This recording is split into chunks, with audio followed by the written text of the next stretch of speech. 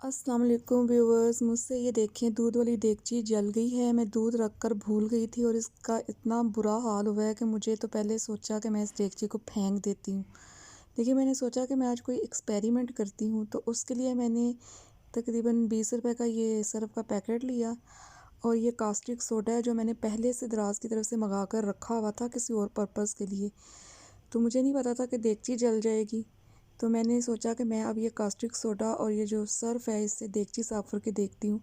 आपके साथ एक्सपेरिमेंट भी शेयर करूँगी। ये देखिए, सर्फ़ और जो कास्टिक सोडा है, मैंने इसको प्लेट में निकाल लिया है। कास्टिक सोडा को प्लीज़ बिल्कुल भी हाथ मत लगाइएगा, प्लीज़ प्लीज़ प्लीज़।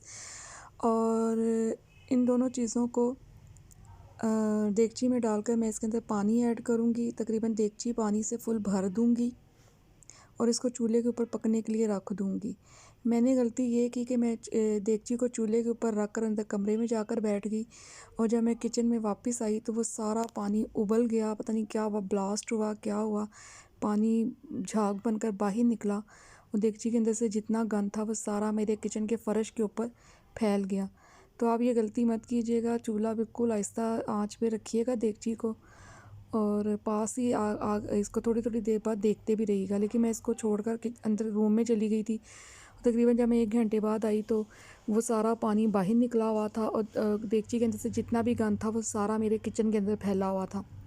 ये देखिए, जैसे आपको नज़र भी आ रहा होगा कि देगची का सारा गंदा पानी निकल कर बाहर आ गया है। मतलब ये बिल्कुल ऐसे जैसे आप कोई कोक या स्प्राइट खोलते हैं तो एकदम से वो झाग बाहर की तरफ उबलती ही ऐसे उबला है। अच्छा, अब ये मैंने इस देगची को क्या किया है कि इसी पानी समेत इसके अंदर मज़ीद और पानी डाल के एक बड़ी देगची के अंदर सारी रात के लिए मैंने भिगो कर रख दिया था। ये देखें, दूसरा पतीला भी आपको नज़र आ रहा होगा।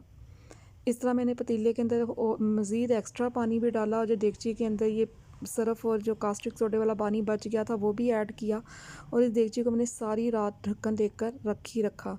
और अगले दिन मैंने जब इसको धोया तो ये इसका जो था वो सारा कुछ उतर गया था, जो कि बिल्कुल भी यकीन नहीं आ रहा था कि ये इस तरह से उतर जाएगा और साफ़ हो जाएगा। लेकिन देगची का जो कलर था, या देगची की जो शाइन थी, वो काफ़ी हद तक ख़राब हो गई थी। मतलब देगची के अंदर जो सिल्वर शाइन थी वो ख़त्म हो गई थी और देगची अंदर से बहुत गंदी गंदी मैली मैली। लेकिन ये था कि वो जो उसका जो ब्लैक ब्लैक था ना, वो साफ़ हो गया था और मुझे यकीन नहीं आ रहा था और मुझे लगता था कि मैं ये उतर ही नहीं सकेगा। लेकिन फिर भी वो उतर गया है। तो मेरा एक्सपेरिमेंट सही रहा। ओके, अल्लाह हाफ़िज़। दुआ में याद रखिएगा।